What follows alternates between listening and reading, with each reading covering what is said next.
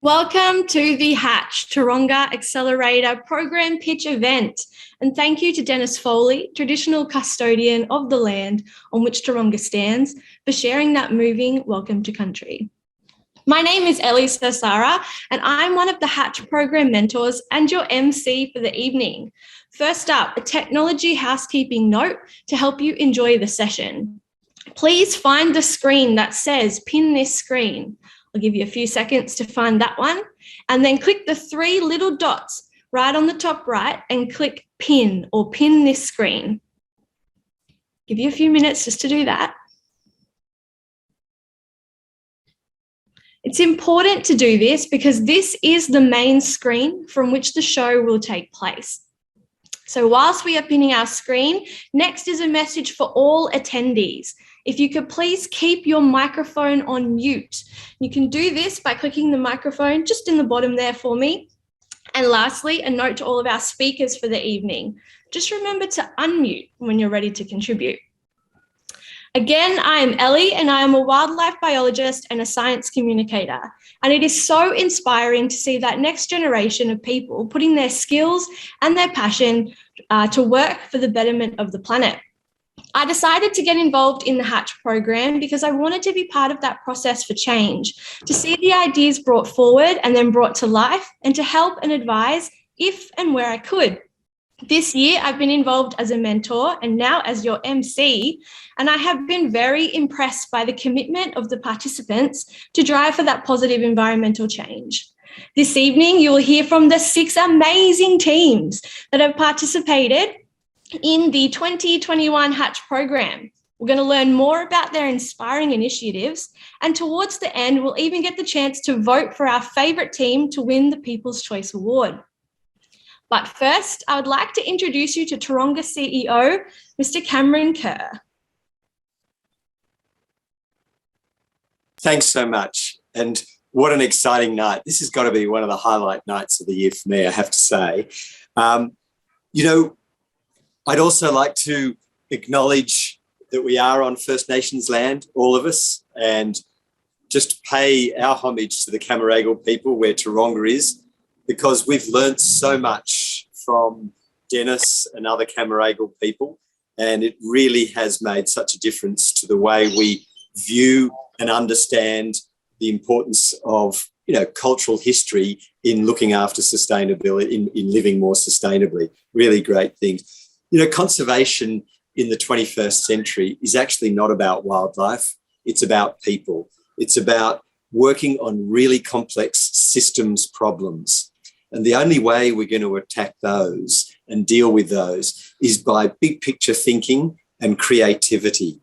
And what I'm really excited about is the way the Hatch participants and the list of people that you're going to see tonight, the incredible creativity, the passion, and the leadership that is demonstrated and the commitment that's demonstrated by these people. Some really classic examples of that are the Wildlife Assistance app, which was developed by Taronga with support from the Australian federal government. We had a whole lot of people get involved, and now there's an app out there that after bushfires, people who may not know what to do, come across wildlife, they're able to call down, load up the app and find ways that they can actually, effectively provide support and assistance at that time. A big thank you to all the mentors who've generously given their time over the last 14 weeks. A huge thanks to, of course, all the participants, all the entries that have come through, and a particular big thanks to those that have generous donors that have helped made this program possible, of course, the Bridge Lane Foundation and the Bird Holcomb Foundation. Lastly, congratulations to all the Hatch teams. It doesn't actually matter too much whether you win tonight, although I'm sure you disagree with me on that one. The journey and the support and the network that you're getting involved in with while being a part of this is really what's so important. So this evening, we're really honoured to be joined by the Parliamentary Secretary, Felicity Wilson. So I'll now hand over to Felicity for a moment or two. Thanks, everyone. Enjoy the evening. Thank you very much, Cam, and thank you, Ellie. And I'm going to have to get a copy of that video from Dennis. It's incredibly impactful, and I want to also acknowledge the traditional owners of the lands that we're each meeting on. I happen to be fortunate enough to live just up the road from Taronga in Mossman, so I'm also on Camaragal country, and many of you would know Camaragal country is known for being women's country and having many strong women in its history, including Barangaroo. So it's a really interesting perspective that we often hear from people around the nature of the land and the custodianship of land along Camaragal country before white settlement, before so many of our ancestors turned up here, and we saw the changing course of Australia's landscape and the Sydney Harbour, and the work that Taronga does with our First Nations people to ensure that we're embedding those principles and practices is incredibly important for all of us. So thank you to Dennis and thank you to Cam for that. Now, as Cam mentioned, I'm the Parliamentary Secretary of the Environment, and I'm here tonight on behalf of the Minister for Energy and Environment, and who's also our New South Wales Treasurer, Matt Keane. And I'm really happy to be joining you all because we know how crucial these types of initiatives are. We're really impressed by the finalist teams and the initiatives that have been put forward. And we know that it's been such a challenging year. So congratulations to everybody for all the work you've done to get here, regardless of the challenges that you've faced. And I think that this year has also shown us just how incredibly crucial this innovation is and the ability for people to come together and think about ideas and challenge the way that we do things. And I thought, you know, we just introduced the legislation in the New South Wales Parliament that's going to ban single-use plastic, and yet we've got this option of crustaceans as crustacean waste to be an alternative product use. You know, I've got two small children, and putting them on bicycles is quite scary for me. I've just recently bought a helmet for the eldest, who's almost 3. And you've got to think about that life cycle of the things that we purchase and kids' bikes, and how do you look at reducing those going to landfill. And we're doing so much to try and preserve and protect our native wildlife across New South Wales, which is so crucial and so challenging. So things like the looking at aerial mapping or finding our wildlife through an aerial opportunity. I mean, these are all fantastic projects, and they're really exciting and innovative and diverse and problem solving. And I think it links back to what Cam said about the systems approach and looking at people. So we want to see this opportunity to fast track these environmental startups and make sure that we can drive that positive action and change to shape a better future. So well done to Taronga for the second year, a very successful second year, I'm sure. Thank you to the supporters and all of the mentors for all of your commitment to creating and co-creating and enabling these environmental solutions. We're really excited to see what comes out of it. Congratulations to the 6 teams, and I look forward to following all of your success. Yeah, and a huge thank you to you, Felicity, for your support for the Hatch program and for joining us this evening. Now, I would like to introduce Paul Mcguire, Taronga's Director of Education and Community Conservation, and Danielle Friday, the Hatch Program Manager, to tell us a little bit more about the amazing Hatch program. Thanks, Ellie, and thank you to all of you at home that have joined. We are very excited about tonight. I've got a pretty amazing job. I look after education, as Ellie said, so I'm looking after school kids, animals, scientists, but I have to say Hatch is one of the real highlights. And it's a highlight because it gives me inspiration and hope. And I think it just shows the changing roles that zoos are playing in the community, helping these great ideas become inspiring big ideas. And ironically, I was driving home tonight to get dinner for my kids because my kids are helpless. And coming back on the radio, there was a song by Paul Kelly on ABC, Little Things, From Little Things, Big Things Grow. And just the timing of that song made me think about tonight and all these wonderful ideas. So it's a pleasure to be here. I'd also like to thank Marcus Colbetza and Alex Holcomb for coming and supporting this program. Without their support, we wouldn't be able to do this, and it's an incredibly powerful program. And also acknowledge the great work of the Taronga Foundation team who really helped behind the scenes. Last year, as Felicity said, was a great year. We had an amazing finalist. You'll hear from some tonight. And to the credit of Danielle and the team, delivered this in a COVID environment, which is very tricky. As you can imagine, we had wonderful plans that had to change very quickly. And this year was no different, unfortunately. It's worth noting from last year, we won the Zoo and Aquarium Engagement Award. This is a significant award across all zoos and aquariums in Australia and New Zealand So it speaks to the innovation, if from a zoo perspective, of just how important and how well valued Hatch is as a program. I'd also like to thank the Hatch teams. I agree, they are diverse, they're inspiring, they're engaging, they're big thinkers, taking on tricky problems, as Cam said. And as I mentioned before, it really does give me hope that people are out there working hard, thinking deeply about living more in line with nature and living more in line with sustainability. And I suppose reflecting on the last 2 years, it's probably never been a more important time to start thinking about nature and how we can live more in balance. So congratulations. My last thank you is to my colleagues, and that's Danielle and Belinda from the zoo, and also Tom from Impact Boom. They've been the drivers of this program and have done an amazing job pulling together a great program, working with those great startup teams. And I really wanted to commend them on their hard work. And it's a pleasure to hand over now to Danielle, one of those hardworking people, and let her take the reins. Thanks, Danielle. Thanks so much, Paul. Yeah, great to have everyone here with us. So thank you for joining us tonight. I'm so excited for this event. We earlier today, spent some time hearing from all the teams for our judging event, and it was incredible. So really excited to now get to share their pictures and these amazing founders and their initiatives with you all. It absolutely has been another inspiring year for Hatch, and I want to say a huge thank you, because that's largely to our amazing founders and our mentors. So everyone in the Hatch community that makes this program what it is. So thank you to all of you. Earlier this year, we were super excited that we were going to get to run this program. So on screen now, you can just see I've got our mentors flashing up. So yeah, thanks so much to all of our mentors, because without them, we absolutely couldn't deliver the incredible program that we do. Earlier this year, yeah, we were super excited. We thought COVID had settled down or was behind us, and we were looking forward to being able to deliver the program in the way we intended, which is some on-site immersives here at Taronga Zoo, as well as our weekly online sessions. Of course, COVID had other ideas and we didn't get to do that. And here we are at the end of a second program, having delivered it fully online once again. But it was still an incredible experience, and full of energy and enthusiasm and commitment and outcomes, thanks to the energy and the hard work of all of our teams and our founders. So well done to you all. Despite the COVID hurdles, you all brought such incredible energy to the program and have achieved so much in the few months that we've all been working together. I am truly inspired by all of you, and I really want to thank you all for trusting us to support you and your brilliant initiatives. Likewise, Paul mentioned Tom Allen. I really want to give a sincere thanks to Tom. Tom is the CEO and founder of Impact Boom, which is a Brisbane-based social enterprise program. But he has been with us from the beginning of Hatch, working as a critical delivery partner and a key part of the program to support our founders.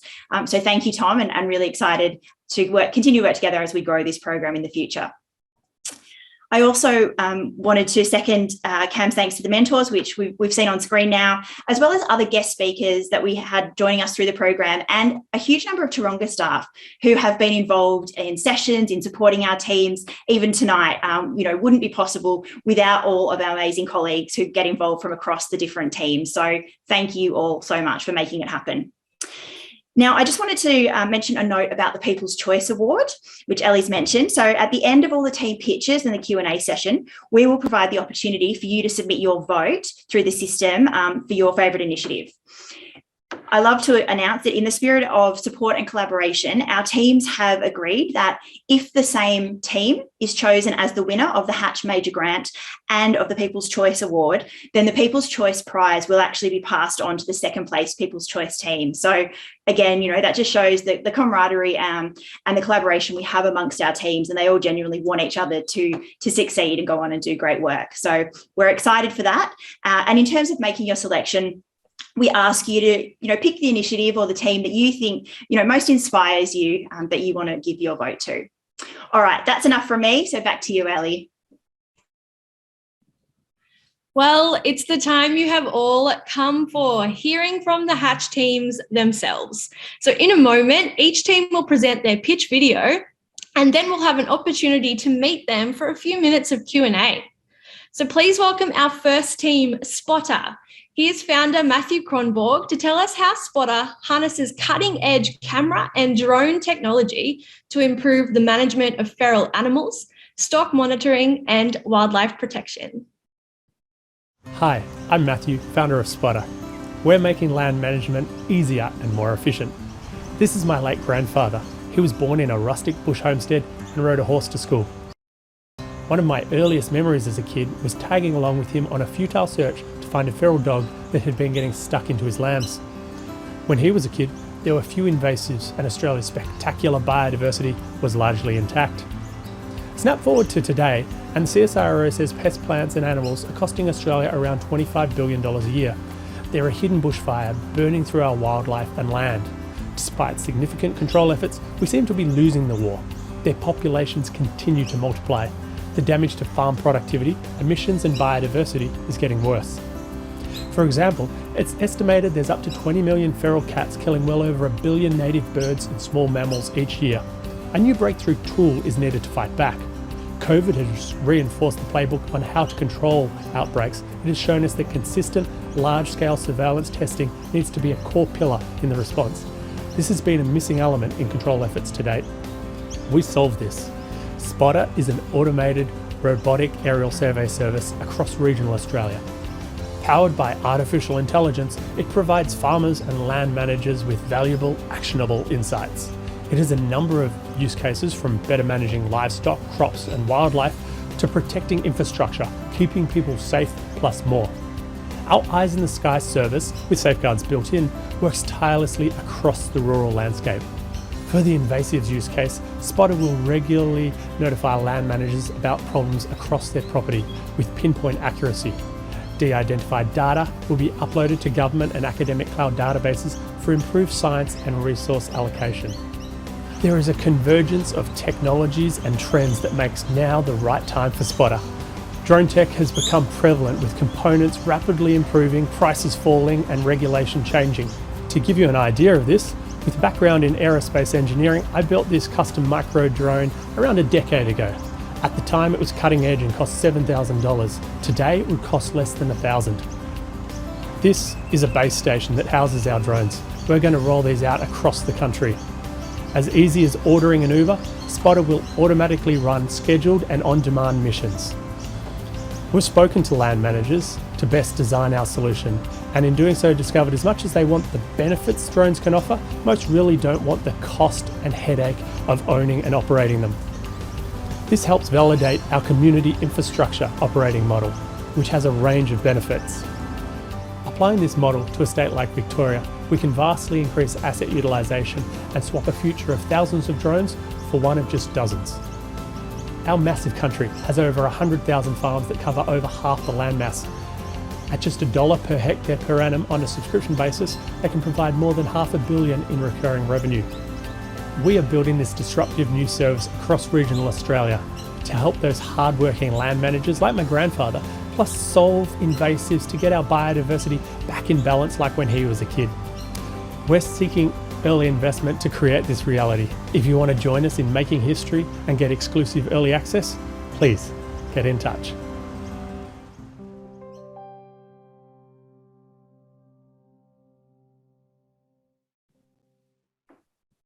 Fantastic. Welcome, Matthew. Great to see you this evening. Thanks, Danielle. Great to be here. Yeah, look, thank you for that incredible introduction through your video to Spotter. So it sounds amazing, and obviously, still try. Even though I've worked with you over the last few months over it, honestly, still only touching the surface of my full understanding. But let's start off with you. Why are you the right founder to tackle this problem?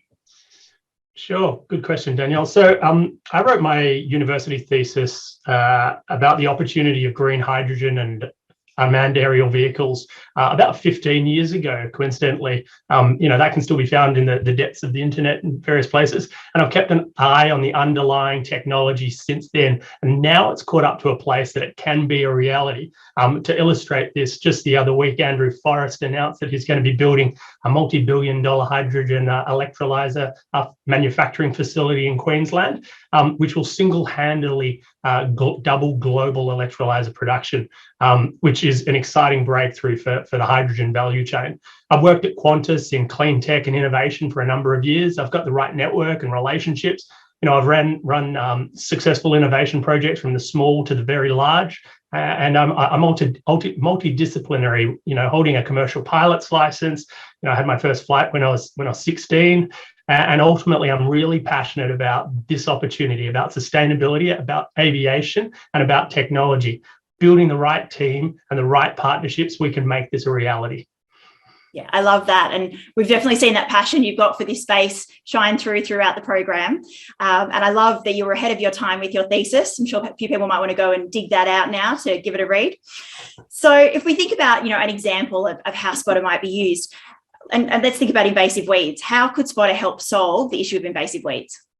Sure. So every species of plant has a unique molecular signature and shape. So it gives it a fingerprint that we can ultimately detect with our imaging system.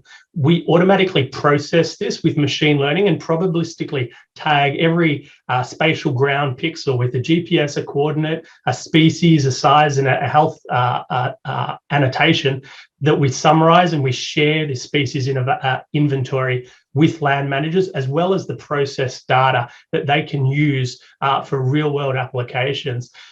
For example, currently most weeds on farms are treated with broadacre chemical spraying, which causes a lot of overkill. It costs farmers thousands of dollars. The runoff gets into waterways, etc. But in a future, with this information, we can give it or hand it on to a precision sprayer drone so that they can go out and pinpoint these weeds with microdosing rather than broadacre spraying, which has obviously massive benefits for everyone involved.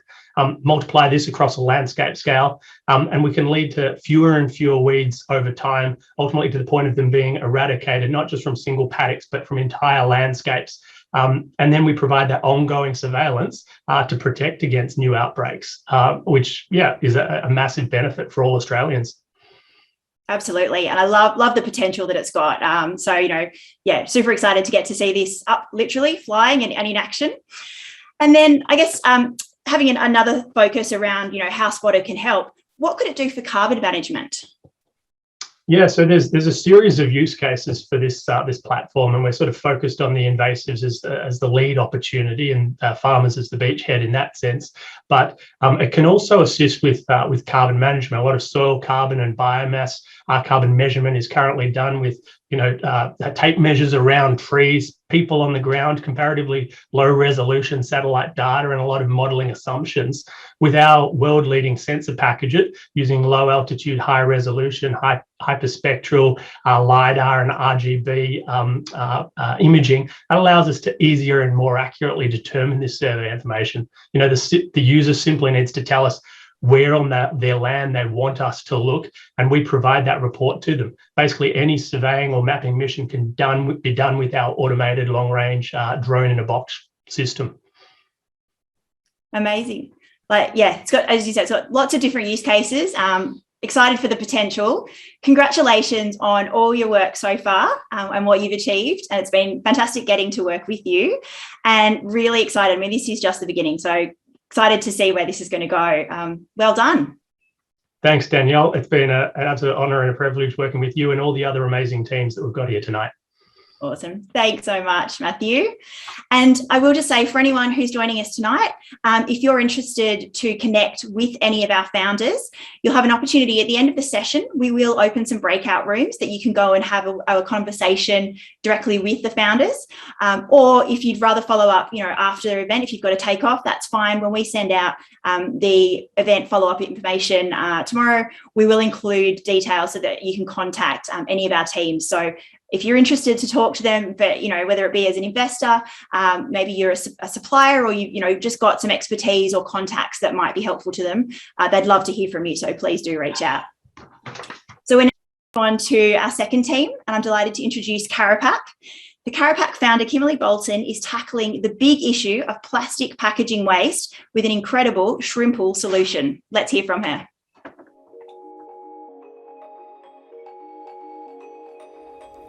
Hi, I'm Kimberly Bolton from Karapak, and at Karapak we are changing the world of packaging. 25 million tonnes of plastic packaging waste flows directly into our oceans every single year. But not to fear, Karapak is here, and we have developed a sustainable, durable and plantable plastic alternative solution. Our material is made out of crustacean shell waste. Yes, you heard me correctly, crab plastic. We are working with local seafood producers to set up a shell works facility that diverts up to 80 tons of their crustacean shell waste into usable inputs to make our beautiful films like this one over here. We've actually developed a range of different packaging films that can be molded and sculpted into all shapes and sizes to meet your packaging needs. But what's really unique about our material is that we have natural antimicrobial properties embedded into it that can extend the shelf life of fresh food products by an additional 2 weeks. And this technology has the potential to save up to 1 million tons of greenhouse gas emissions just in Australia alone. When consumers are finished with their Karapak package, they can simply plant it into the soil, and our material takes 3 to 6 weeks to fully break down and breaks into a slow-release nitrogen fertilizer, which is fantastic for plants, as you can see in this image here. The plant on the right has Karapak in the soil. After conducting 400 in-depth customer interviews, we've identified fresh food packaging as our best go-to market strategy, with fresh food processing plants being our target customers. Other biodegradables and degradable materials on the market do not come from waste resources and can take up to 5 years to actually break down in natural environments. Whereas Karapak has a quicker, more accessible breakdown process, it comes from a waste resource, and it's cheaper than other alternatives. Our next steps are to set up a processing facility where we can actually process the crustacean shells as well as make our Karapak packaging.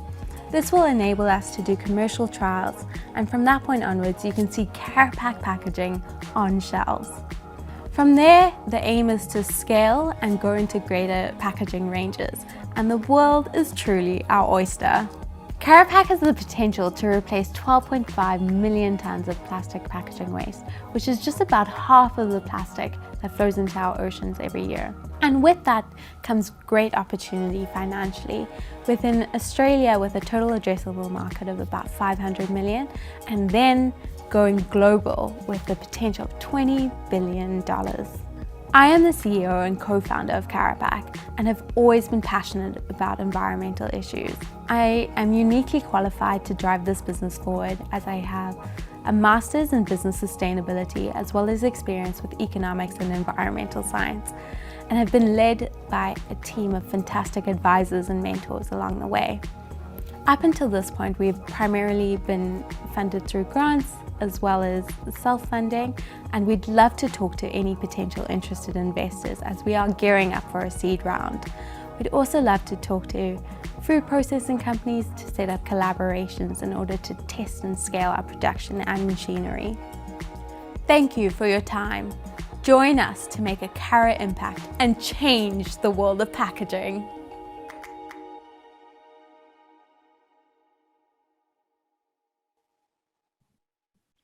Congratulations, Kimberly. It's been an absolute pleasure to be watching you evolve with Karapak over the last few months, and you put so much hard work into making this a reality. So you mentioned a little bit today about the disposal of Karapak, throwing it in your garden, it literally acting as a fertilizer. So what if we don't have a garden? What other ways are there that we can literally dispose of Karapak? Thanks, Tom. It's been a phenomenal journey so far. And yes, just tackling that question, you are able to just plant your Karapak packaging simply in pot plants if you have pot plants at home. It'll be fantastic for them and promote lots of growth. If you have access to home composting facilities or FOGO bins, I know some councils are running, it would also break down in those environments. But what's also really different is that our material, although it's water resistant, we've also ensured that it's dissolvable in water, and someone can simply dissolve their Karapak packaging in a glass of water or a bucket and throw that down the sink, or actually water their plants with it if they do have other plants at home. But this is a real key difference between Karapak and other biodegradables on the market. Because other biodegradables don't necessarily have easy access to the specific conditions that they need to break down, whereas we wanted to design a packaging material that breaks down and does good in a multitude of environments that are very accessible. And that's very much aligned with one of our mantras, which is do good every step along the way. Brilliant. It certainly is a great way to be tackling this huge problem of ocean and plastic waste that we're all experiencing. But what about those of us that might have shellfish allergies? Like if this material is made from shellfish waste, essentially, can people with those allergies react to the packaging? I 100% understand why that would be a concern, but the short answer is no, they don't have to worry about it. People with shellfish allergies react to the proteins within shellfish and crustaceans. However, we don't use that protein as one of the inputs in our shells, and the process of extracting that is very pure. So we do take care to ensure that people won't go into anaphylactic shock by using our packaging. So it is very safe. And look, you've got really big ambitions as well, Kimberly, to really make a huge dent, as I said before, in this plastic waste issue and make this one of the mainstream forms of packaging. So is there enough crustacean shell waste out there for you really to be making enough of this material? Yes, definitely. So we are actually sourcing the crustacean shell waste from frozen food processing plants. So those people who actually catch the shrimp and freeze it, and that's what you get in the frozen food aisles. They deshell the crustaceans, and we're using that. And just around Asia Pacific, those sort of facilities produce 8.1 million tons of that crustacean shell waste. And if we are able to actually use all of that waste, we can produce about 12.5 million tons of packaging. So that would, if we get to that point, that's a good point to be at. And there are other potential sources, such as certain fungi and whatnot, that we can get input materials from if and when we get to that point. We also want to make sure that we take care to use the crustacean shell waste from sustainable fishing practices as well. And there is definitely enough sourcing from those sort of practices going forward. Certainly is. Look, there are really some very promising stats there, Kimberly. So well done again. And thanks for all your hard work in creating this and making it a reality. Thank you, Tom. It's honestly been such a privilege to be a part of this program. Thank you so much. Been our pleasure. So look, we'll be sticking with an ocean theme now, and we're going to move on to our next team, and that team is Sign Surf. So when founders Emil and Alistair learned just how much waste is created in the surfboard industry, they set about developing new methods to create truly sustainable surfboards. So let's take a little bit of a look at their pitch video now.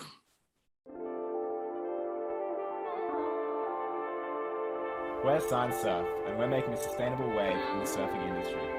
Surfboards are currently made almost entirely from petrochemical-based materials. The average surfboard creates twice its weight in unrecycled waste in the form of plastic foams and resins. With the average lifespan of a surfboard being only 2 short years, this amounts to over 200,000 tons of global plastic waste every year. It's causing irreversible damage to our oceans and ecosystems. But what if we could make surfing truly sustainable? At Sign Surf, we're making the world's most sustainable surfboards. We've replaced plastic foam cores with hollow timber structures and use only 1/3 the amount of resin, that is 26% plant-based. Our surfboards create less than 0.5 kilograms of waste, are more than 95% biodegradable, and are better than net zero emissions. They are not only sustainable, but high performance. Being less than 15% heavier than conventional surfboards, they are also flexible and far more durable too. These characteristics completely reinvent what is possible with a wooden material. They are made locally in Sydney, Australia, and are sold at equivalent prices to other locally manufactured boards. So how is this possible? Well, through months of prototyping and testing, we have developed a new hollow structure, a new nanosilica bioepoxy composite, and a new CNC machining method that reduces the manufacturing time of a hollow wooden board by 70%. Each of these developments is now patented, and the process's automation will allow us to scale quickly and effectively. But it doesn't stop there. We're also branching into surf accessories, starting with our molded cork traction pad. We are gaining a customer base through our socials by attending surfing and ocean-related events and through collaborations, such as with industry legend Steve O'Donnell, with whom we have been working to produce his surfboard shapes with our technology. Science Surf is being co-founded by myself, Emil Teo. I'm a recent graduate from the University of Sydney and now work as an engineer. I'm Alistair Pilley, a recent graduate in environmental science with experience in robotics and CNC machining. We're Science Surf, and we're making the most environmentally friendly surfboards you can buy. We're making a sustainable surfing lifestyle available and affordable to every surfer. We know our surfboards can make a huge difference for the ocean and climate, and we need people like you to spread the word about our initiative. We need your help. If you have contacts or know anyone in the surfing industry, we would love to hear from you.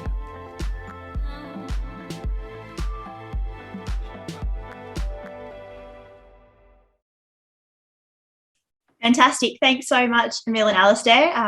I think this will be a popular a project for a lot of people. Obviously, you know, being here in Sydney with so many beautiful beaches, there's a lot of people that enjoy that surfing lifestyle. So thank you for introducing this new sustainable alternative to the market for us.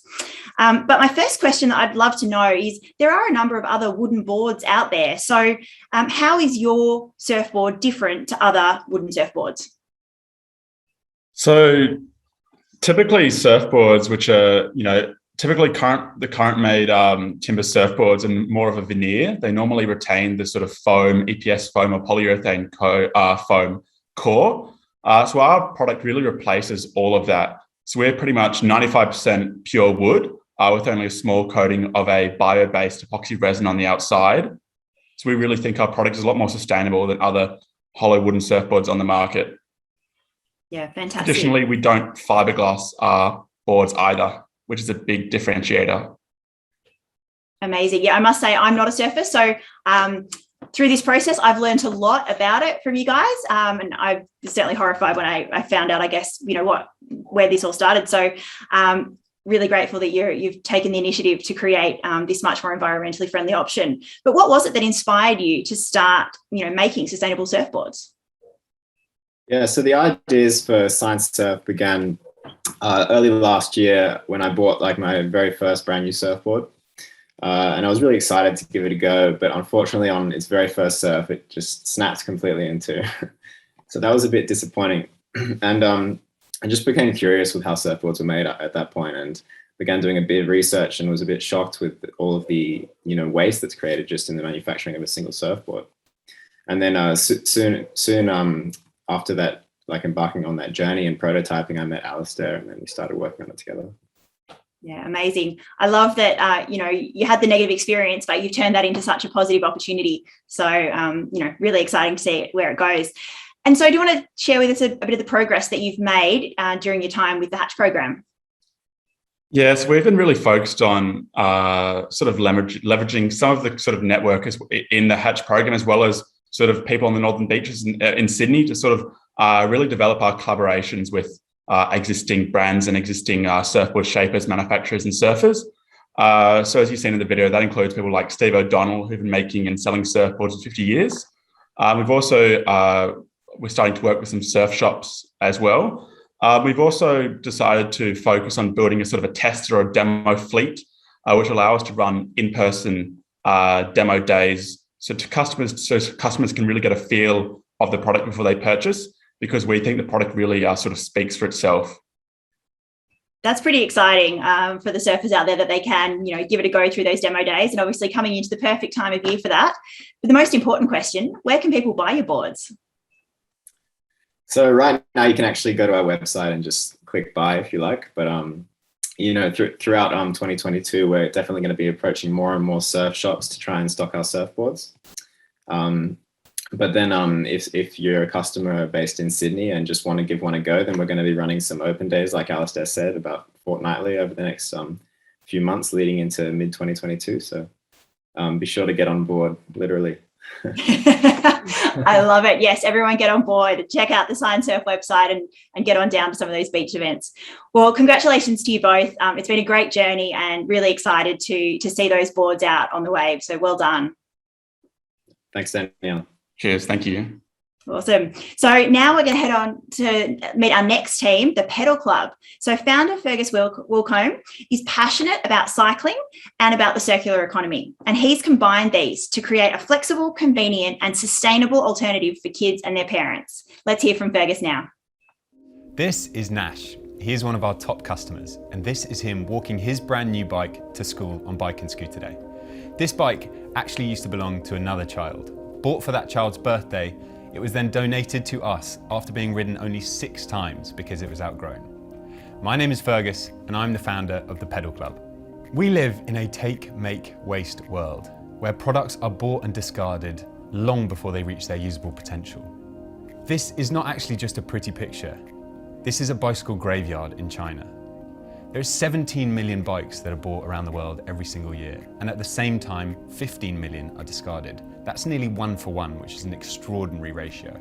For parents like Nash's, take, make, waste is almost unavoidable, simply because kids grow so fast and you never know when that next growth spurt is coming.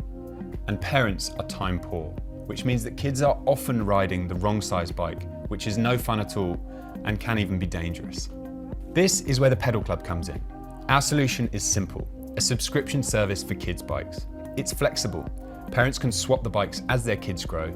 It's easy and convenient. We can help you with sizing the bikes. We deliver to your front door and everything can be ordered online. And it's sustainable. We contribute to the circular economy by refurbishing and resubscribing the bikes. And there is no better time than now. Bike sales have surged during COVID as people have re-established their love for cycling. And the subscription economy is absolutely booming. We see this as a massive opportunity, much bigger than Australia. But for right now, we're focused on the 1.5 million kids in New South Wales and the potential $45 million in annual recurring revenue that will bring. So how does it work? You can order all the bikes on our website and use our expertise as much or as little as you want. All of the bikes are of the highest quality and super lightweight, and they would usually cost you between $300 to $800. With the Pedal Club, these same bikes start from just $3.75 per week, which is the same as a cup of coffee. We have seen some fantastic progress since we launched, growing month on month and with customers almost coming on weekly. We now have 20 subscribers, 20 further customers in the pipeline, 170 on our database, and 5 supplier agreements. And on top of that, there is simply no better validation than hearing it directly from our customers, who, in the absence of marketing, have been leading the charge through word of mouth. This you will recognize as my main man, Nash, who actually grew out of that bike within a month of having it. And this is him riding his brand new 16-inch pedal bike last week. So, how can you get involved? Well, we'll be running a seed investment round midway through next year, but we're always open to talking to investors, even at this pre-seed stage. We love hearing from parents, and we're also always on the lookout for potential partners. I am incredibly lucky with my support network. They provide the perfect expertise and experience for this project. Ed, as an early investor and advisor, brings a wealth of experience from the subscription economy, and Sophie has years of marketing experience. If you'd like to become an investor, advisor, partner, or a friend of the Pedal Club, please don't hesitate to get in touch.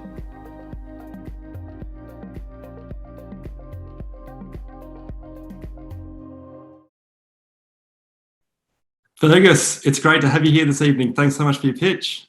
Thanks a lot, Tom. It's great to be here. Right, I've got to say, having worked with a lot of founders, your passion for both cycling and the circular economy is very much unrivaled. So I do have a few questions tonight, and I think the first thing I'd like to cover is really just learning a little bit more about where you are getting your bikes. Where are they coming from? How are you sourcing them? Yeah, so currently we're sourcing all our bikes new. There are 2 reasons for doing this. One, it gives us full control over the condition of the bikes for our customers. And 2, it means we can hand pick the bikes that we believe to be best for the kids. We've got 3 awesome brands that we're currently stocking, one of which you would have seen little Nash riding there, which is BYK.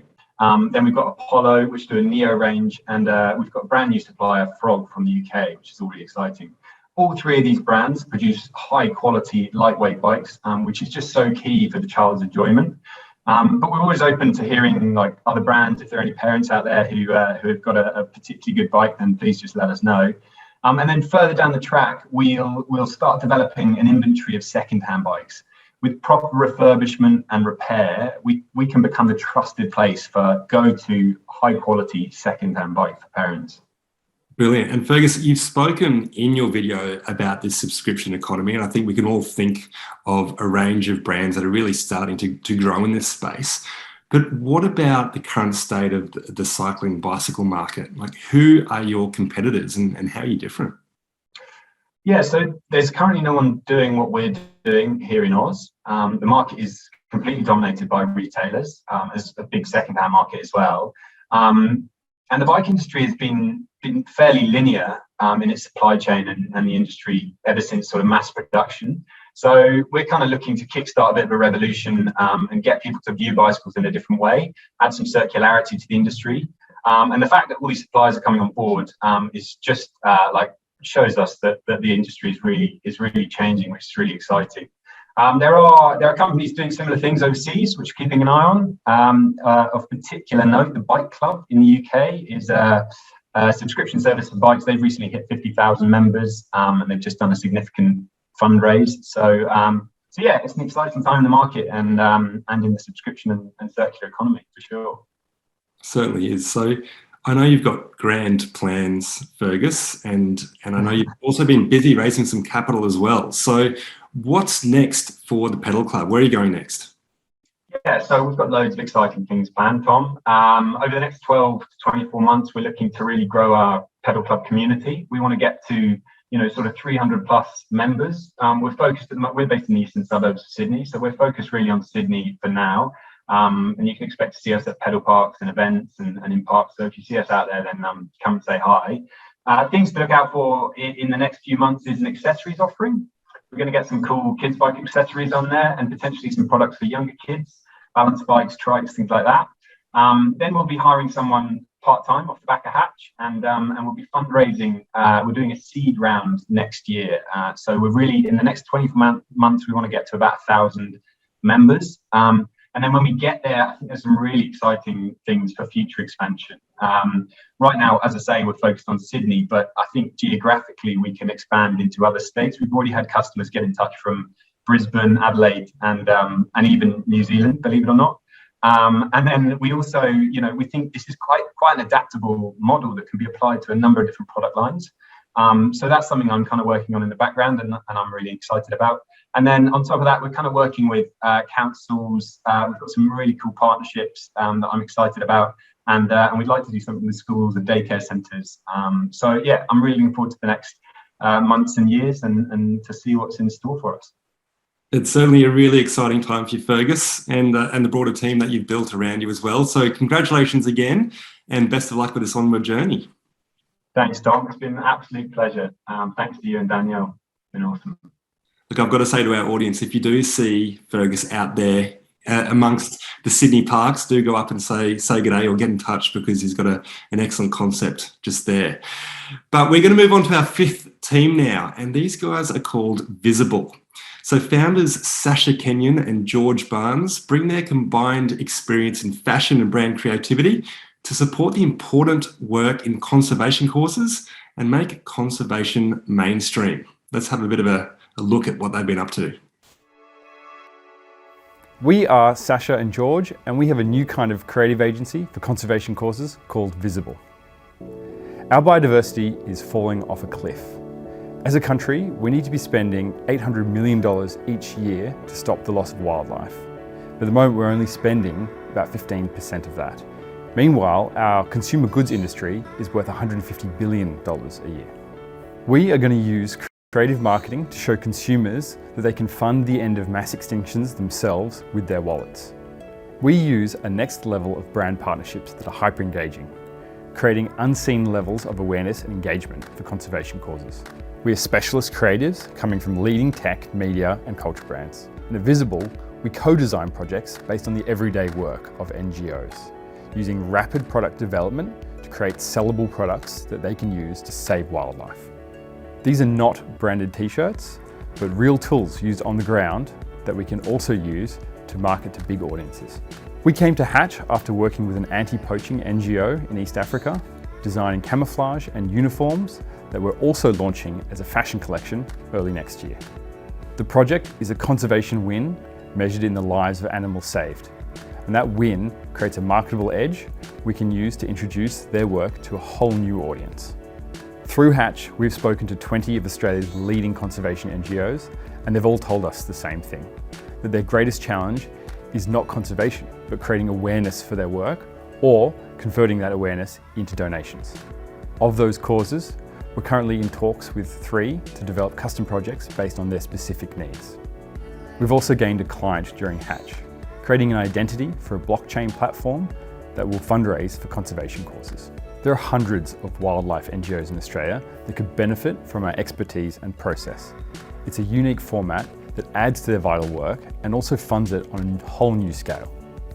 The truth is, causes are invisible to consumers, the same consumers who are literally taking to the streets to demand an end to the ecocide. This is why we created Visible, to lift up those causes who will otherwise remain completely invisible. Together, we can ignite a shift in consumer behaviour. We can create a mass demand for conservation. A win at Hatch will give us the next step we need to begin launching bigger projects, each with greater conservation outcomes than the last. What we're asking you to do is join us. We need people with specialist skills who are passionate, who can help us open some very big doors. We need to start creating projects with big wins for consumers that have even bigger wins for wildlife. If you think you can help us, please get in touch. Thank you.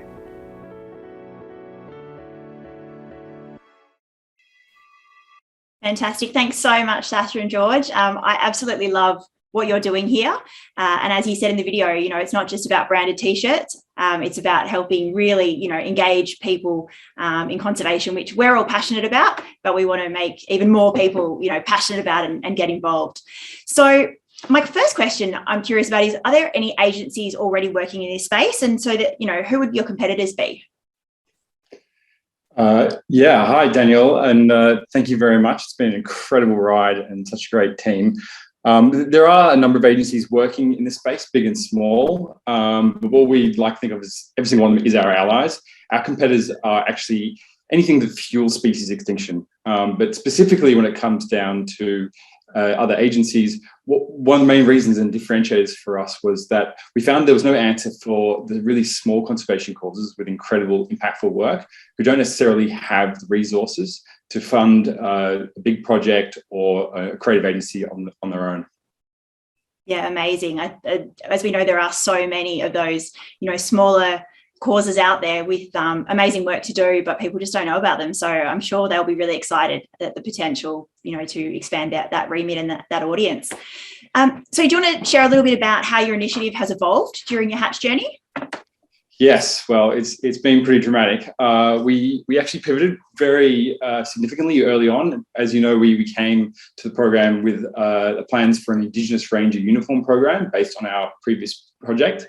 But we knew that this needed to be right, and with your guidance and our and of the Hatch team, we knew that this could be driven by a community and not us. It could take up to 5 years or more to bear fruit. So basically, what we decided to do is realise our long-term objective sooner, which was a fully commercial, viable agency for conservation causes of all sizes. And after that, it was a domino effect, which was incredible. Everything just fell into place really naturally. We started speaking to incredible causes, hearing them confirm what we were assuming, and they really did want a service like this, all the way up to our first client. So now we're up and running as a full agency, and ready to help everyone. Yeah, awesome. It's been amazing getting to be part of that journey and watch you guys, grow with that. And congratulations on everything that you have achieved over the last few months, and particularly that first client. Super exciting. So what do the next 12 months hold for you? Hi, Danielle. Thank you. The next 12 months are looking pretty exciting and a little busy. As Sasha said, we came into Hatch wanting to really, build and grow on the pilot idea with Indigenous rangers and sort of connecting artists and community and growing that awareness around the great work they're doing. So we fully intend on jumping on that next and getting busy with that. Following this, then, as Sasha said, our first client, we're working on a blockchain and NFT platform And really, with that, we're building out their identity and creative, but also doing some really interesting strategic work based around conservation, which they want to focus on. So that's great and new and exciting. And on top of that, we're working and speaking with a major Australian NGO with a project launch project ahead of us. So exciting times ahead. Very exciting times, and can't wait to, see the progress and the updates over the coming months. But then if we start looking longer term, like 5 years time, where will Visible be then? Look, I think we just want to keep building and developing connections between brands, causes, creatives, people wanting to make a change. And I think we'd look at becoming sort of more of a type of brokerage, I guess, between commercial and NGO, and really, looking to pair the right people with the shared values in either side of the fence, I guess, and build a bigger awareness and therefore more impact, hopefully. Yeah, amazing. Well, good luck with it. Congratulations on everything you've achieved so far, and super excited to see this grow. Thanks, Danielle. Thanks, Danielle. Awesome. So now let's meet our sixth team, Xylo Systems. So founder Camille Goldstone-Henry identified a need for a more efficient way for wildlife conservation teams to track their activity and collaborate across projects. And Xylo Systems is her solution. So let's hear about it now. Hi, I'm Camille, wildlife scientist and founder of Xylo Systems. By the time I finish this presentation, another species will have gone extinct. We are in a biodiversity loss emergency, and without biodiversity, there is no future for humanity. There are thousands of conservation teams working to save our iconic species without an easy way to connect and share information. This is leading to siloed and duplicated efforts, wasting already finite conservation time and money. What if there was a way to maximize the fight against extinction right at our fingertips?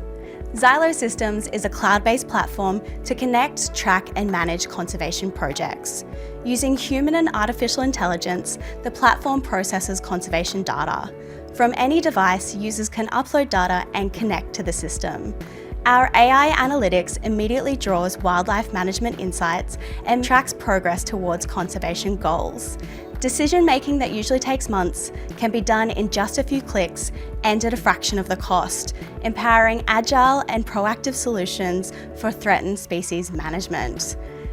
Conservation data currently sits in siloed forms like Excel, email, and in-house platforms, all of which are time-demanding and resource-intensive.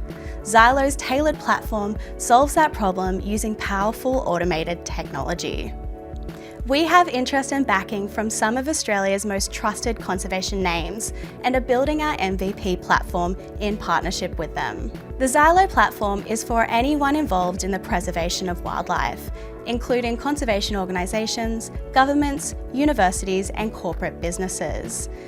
Innovative conservation technology is an increasing global trend.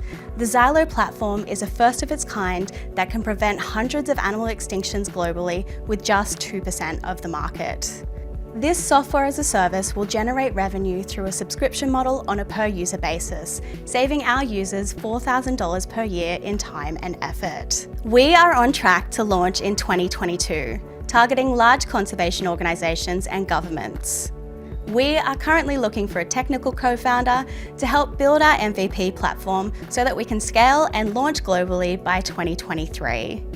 I'm Camille, I'm the founder of Xylo Systems. I have years of experience as a conservation scientist, and I'm currently studying an MBA. Jada is our data science guru, and backing Xylo are advisors with a wealth of experience in technology and wildlife conservation. Are you ready to turbocharge wildlife conservation? Head to our website to find out more, or if you're an investor excited by our vision, please get in touch. Thank you for your 3 minutes of attention. Imagine if we could have saved a species that has now gone extinct in that time.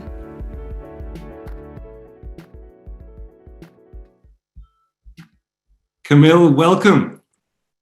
Hi, Tom. Thanks for having me. I'm so excited. Oh, it's our pleasure. Look, having seen just how much hard work you've put in over these previous few months, it is a true pleasure to have you here, and well done on a great pitch video, Camille. But I know you've got some really deep experience in the conservation space. So tell us a little bit more about what was it that inspired Xylo Systems?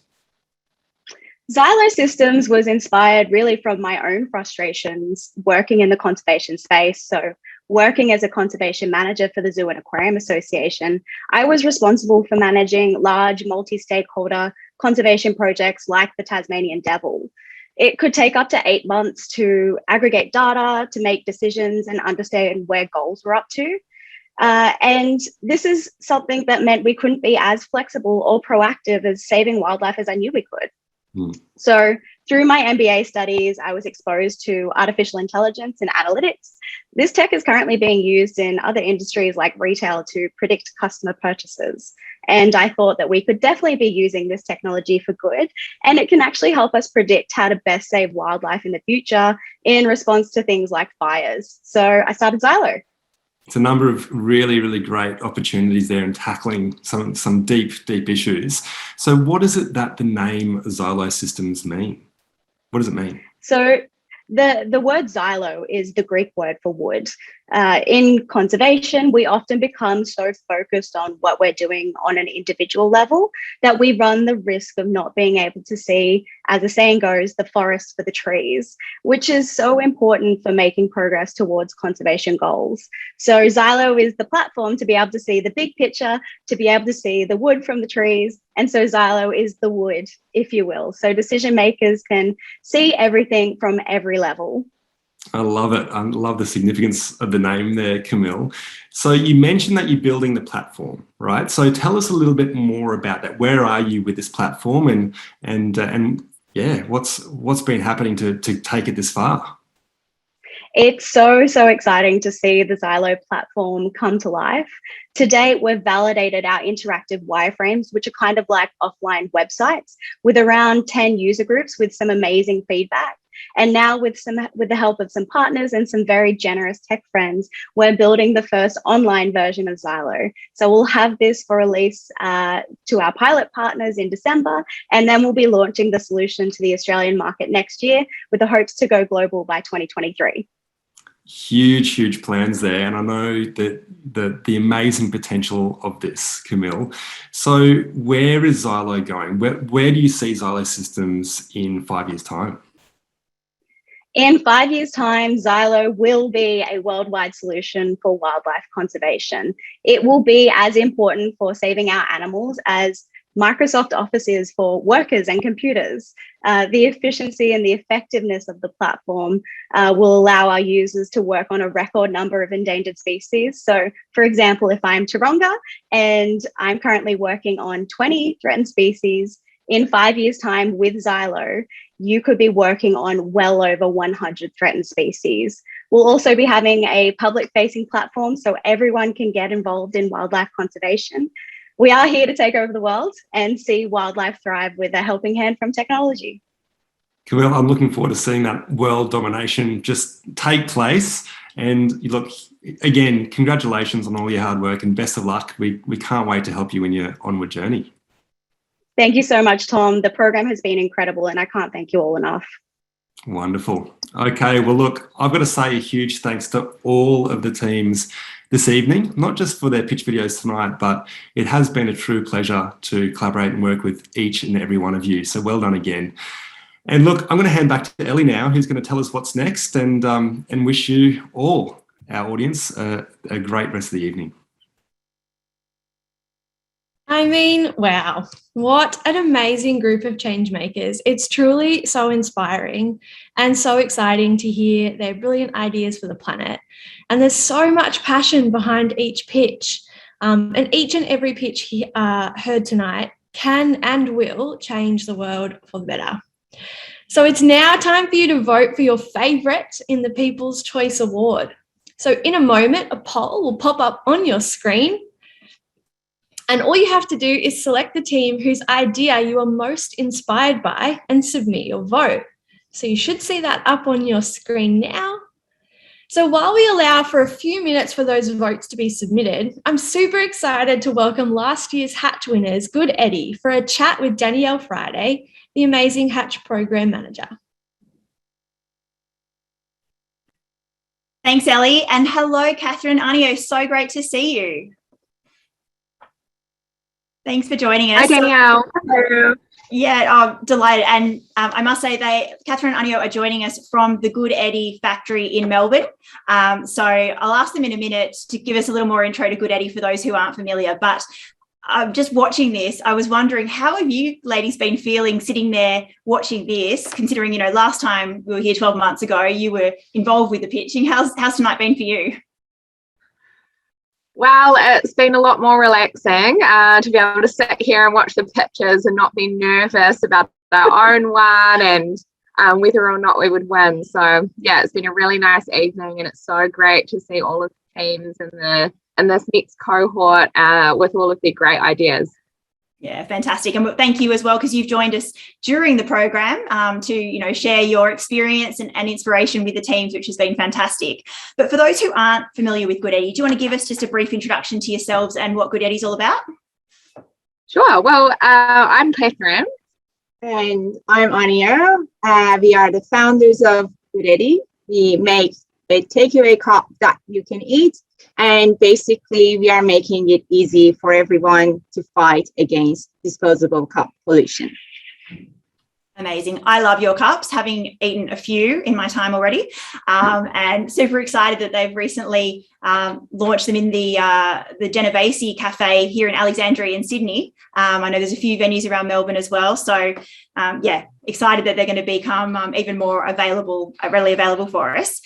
So you guys won the Hatch Grant last year, our inaugural program. Do you want to tell us about your founder experience over the last 12 months? Well, it's truly been an amazing journey. We've had a lot of challenges, but also so many wins, and it's been very rewarding. Hatch was such a fantastic experience, and we really believe it was instrumental in getting us where we are today in such a short timeline. Straight after we won the Hatch program, we launched a crowdfunding campaign, which we followed by our Series A funding round. And that meant that we could raise the funds we needed to be able to set up our production here in Melbourne.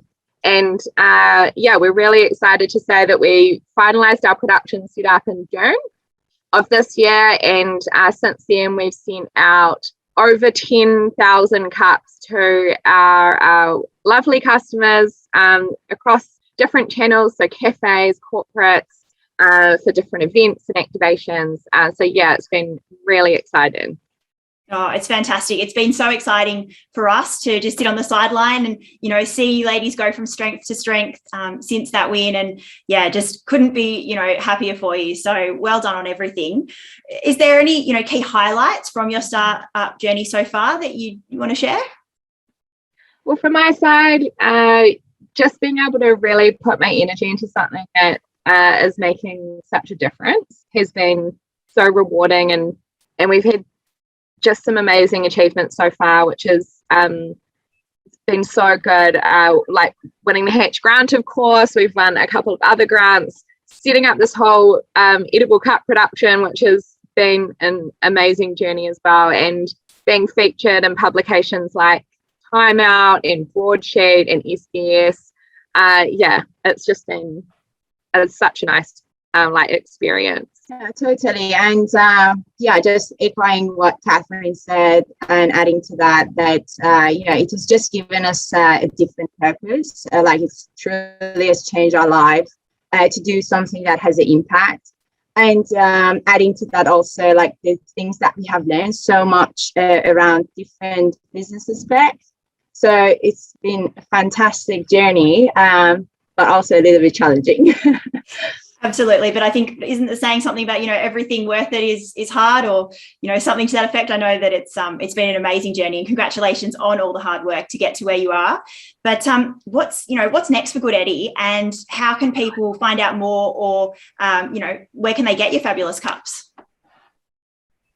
So the next step for us is launching our Series A funding round, where we're going to raise the funds we need to scale up our production. And that will mean that our capacity will increase to be able to make over 18 million cups per year, which will be really great. We can broaden our impact in Australia and supply so many more cafes. and our different customers. And anyone that's interested to buy some cups, you can visit our website, which is at www.goodeddy.com. And you can also follow us on Instagram and keep up to date on all of our latest news. Amazing. Well, good luck with this next funding round and that expansion. I'm certainly excited at the prospect of more Good Eddie Cups in the world. But thank you so much for joining us tonight. Congratulations on everything so far. And yeah, really excited to, continue to see your journey skyrocket. Thank you so much for having us. Awesome. I'll throw back to Ellie now. So a big thanks to Danielle, Catherine and Anio for that awesome chat. It's so cool to see what those guys are up to and how Hatch has supported their journey. So it's now time for us to close the People's Choice Award voting. There's only 10 seconds left, so everyone better get submitting on those votes. In a moment, we will hear from our Hatch judging panel, and then we'll find out the winners of the Hatch Grant and the People's Choice Award. Okay, so that 10 seconds is over and voting will now close. And we look forward to announcing the result very, very soon. Hatch is fortunate enough to have the support of the fantastic judging panel to decide the recipient of the Hatch $50,000 grant. So first up, we've got Andy Marks, Climate Change and Sustainability Leader. Next, we have Natalie Kirikou, OAM Social Entrepreneur, CEO and Board Advisor. Adam Ferrier, Founder, Consumer Psychologist and Author. Alexandra Holcomb, Experienced Business Executive. And of course, Cameron Kerr AO, the Taronga Chief Executive. Earlier today, each team delivered a live pitch for the judging panel, followed by a Q&A. The judges have also reviewed the team's project plans for their ventures for the next 12 months. We thank them so much for their support of Hatch and welcome them now to share their feedback with the teams. So each judge will share some feedback from the whole judging panel. And at the end of the feedback round, Cameron Kerr will announce the Hatch Grant winner. Cam, I invite you to start. Thanks so much. And what a day for the judges. A mixture of, a long day working through and a lot of time reviewing the materials submitted by the team, but so uplifting. We said at the end of it, we've been here for hours, but we feel so energized because it was so inspiring to see the work that everyone was doing, the quality of the leadership and, the enthusiasm and the research that's gone into it. It's really, really impressive. I think, one of the things that we've got to note is the sophistication of the entries this year. It has been quite incredible, and the impact. And I think we're so proud of the work that you have done, and you should all be incredibly proud for that. So I'm going to give a little bit of feedback on Spotter first, and then we'll work through the judging panel. We'll each give feedback on various ones, and then I'll come back because of the numbers, and I'll finish up with Xylo.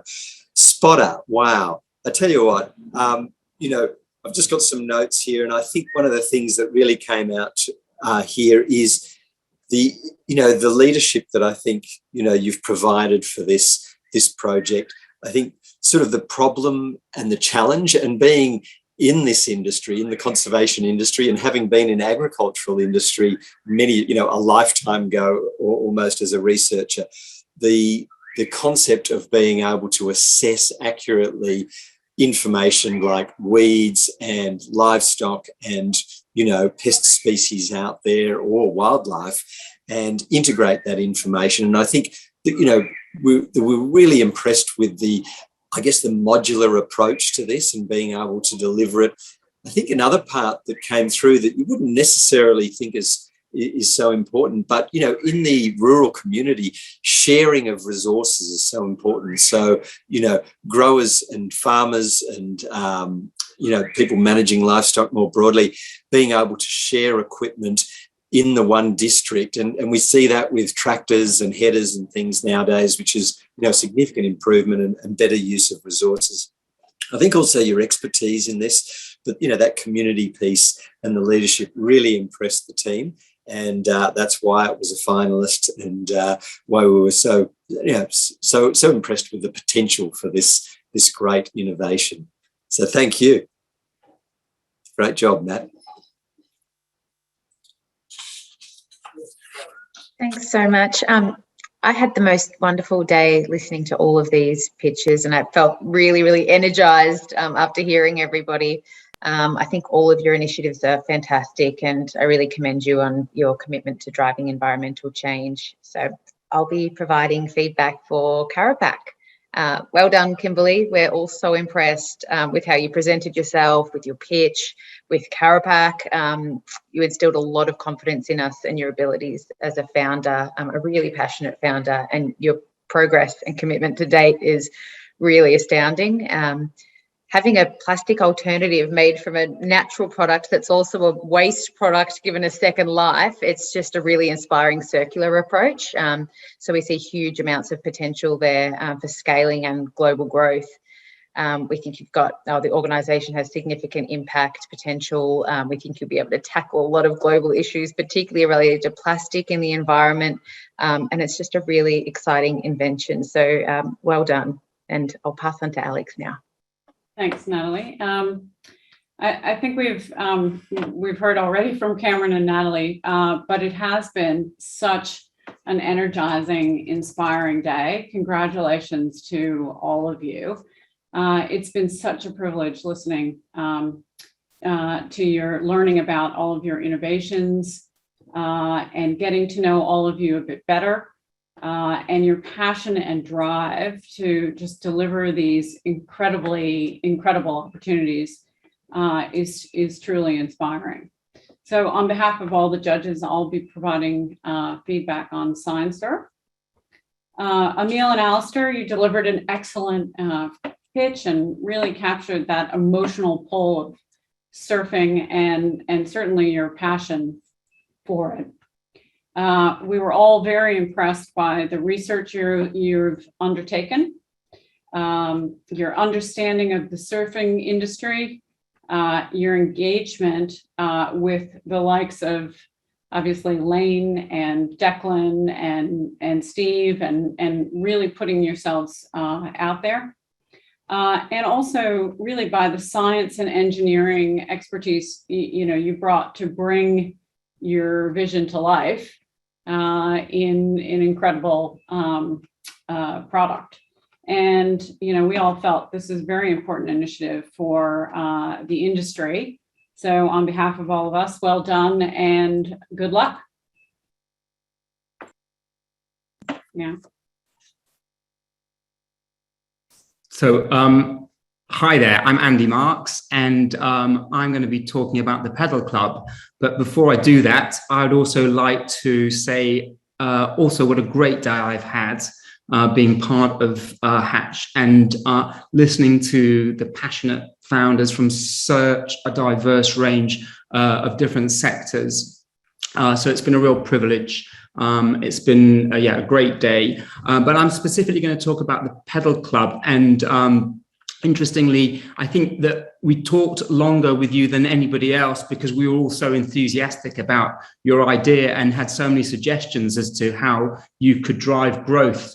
I think we all love the fact that you're taking something which actually is perceived as a high value item in people's lives, a bicycle, but actually they're disposed of at incredible rates. And people don't hold onto them for very long. As you said, it's nearly like a one-to-one replacement every year for every bike sold. Nearly one is discarded. So that was a real eye-opener for us. And to think that you can extend the life of a bike by 4 times is absolutely brilliant, tangible impact right there. So we thought that was really good. And also you're tapping into a thing which is, people talk about the circular economy. It's often quite an intangible idea for people to grasp, but this is really right there. You are taking something, you're extending the life of it, you're repairing it, and also you're tapping into the sharing economy, which also we're seeing in so many examples of things now that are everyday things that we share and we pay subscriptions to. So it's been great to see your progress, particularly for me, because we met at Bondi Markets, and I think I told you about Hatch and encouraged you to get involved and apply. So it's been really great to see what you've done, and we were very impressed. So thank you for that. And I'll now hand over to Adam for his feedback. Thanks. Thanks, mate. Everyone, well done. Well done to all teams. This isn't just a well done. It's my God, that was incredible. The ideas were genuinely jaw-dropping and all in such an important space for the world. It really was quite humbling's the wrong word, but that'd be a bit weird, bit out of context. But it was just incredible to see all the work, the ideas, and some of the emerging business models around them are fantastic. I'm here to share the judges' feedback on Visible. Congratulations, Visible, on where you've got to so far. You're playing in an area that's very close to my heart, which is creating an agency that's got a point of difference and a purpose behind it, which is absolutely brilliant. Congratulations on the way you're tackling conservation. You've got a really strong KPI, which is stopping species becoming extinct, which is absolutely fantastic. Yet you're also somehow merging fashion and high-end fashion and creativity into that KPI. So that's absolutely wonderful. Sasha and George, the panel, were really impressed by the creative approach you took to solving these problems, and getting the attention of mainstream audiences is what it's all about, and bringing that onto this worthy cause. I was super impressed by the work you've done with the African project, and also really cool to see that you're supporting Indigenous projects in Australia. Good luck to you guys. It's a fantastic part of the world that you're playing in to kind of create an agency in this space. Well done. And I'm now going to pass back to the big guy, Cameron. Thanks very much, Adam. And look, now I'll come to provide feedback on final presentation for the night, which is Xylo Systems. And Camille, I can't tell you how impressed the panel was with the fact that you've just established Xylo and your personal experience, obviously, and trying to bring together all the data from different sources. And I think we're all really impressed with what you've already achieved. You know, you identified a really complex issue and you're tackling it in a really practical solution. And I understand, you know, really good feedback from those working in this industry to provide guidance for you. Some of us were already a little bit surprised that it didn't already exist. And I think that was a bit of an eye-opener for us. You know, surely someone's already done this. So another great leadership, I think, in just getting out there and tackling this. Yeah, it's a pretty big complex issue that you've taken on there. So really excellent work by you. And I think the panel were just so impressed. The partnerships that you've engaged in and in the conservation space. So we really all look forward to seeing Xylo Systems come to life. So thank you for that. Well, look, I think it's time now, Danielle, isn't it, to come to the winner.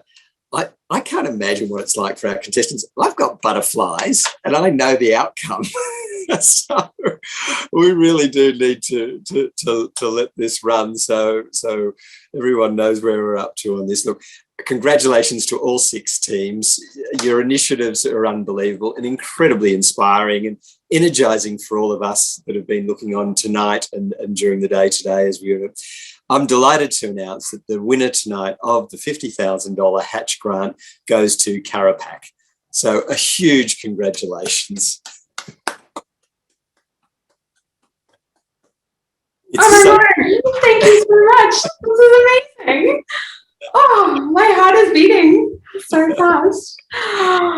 Oh, I'm so excited. Thank you so much. It's been such a phenomenal program. And honestly, I've been so inspired by all of the other team members and, you know, the greater team at Taronga and the Impact Room and all the mentors. It's been a wonderful journey. And this money is going to go a long way to getting our Karapak packaging on shelves. So thank you so much. Well, I don't think you thank us. You thank all of you for your huge innovation and commitment. And it sounds terrible. We would like everyone to be a winner, but, you know, the panel spent a lot of time thinking this through, thinking about the impact, and you're tackling a really significant issue with soft plastics and packaging. And this is the fact that you linked to industry and it's based on site where the source of the material comes from, and working through that can have a really big impact. We see there's many opportunities for your products and incredible potential. We've all gone to the supermarket and bought berries and feel terrible about the plastic that they come in, and the lettuce bags and all that sort of thing. So I think there's really really exciting. But look, I've got some very exciting news, Kimberly, on the side here. One of our wonderful partners, O-Media for Taronga, they've been a great corporate partner of ours, has also generously donated a money can't buy experience to spend a day with their marketing team. You go to O-Media for this opportunity, and you'll spend a day working with all their best people there to work on your wonderful creation and what you're doing, and to help you really achieve the very best out of it. So congratulations to you, and congratulations to all the participants tonight. And we're so sorry you couldn't all be winners. Oh, thank you so much. This is incredible. Oh. Well, back to you, Ellie. Thanks, Cam, and congratulations to you, Kim and Karapak. That's awesome. Awesome job. What an amazing effort. Well done and truly well deserved. So now we also have the People's Choice Award. So you've cast your votes and we have a winner. And the winner of the People's Choice Award is the Pedal Club and founder Fergus Wilcombe. So congratulations to you, mate. That's awesome. Awesome job. What an amazing night for conservation and for the environment. That's awesome. Thank you so much, Fergus. Yeah. So we're now coming to the end of the Hatch Pitch event. Thank you all for joining us to support these passionate change makers and their brilliant initiatives. We encourage you to stick around, take the opportunity to chat directly with them in the breakout rooms. They'll be open right through until 8 p.m. and the teams would love to meet you. A final congratulations to all the teams, and I wish you all the very best of success with your ventures. I'm sure this is not the last that we'll hear from any of you. Thank you so much, everyone, and have a good night.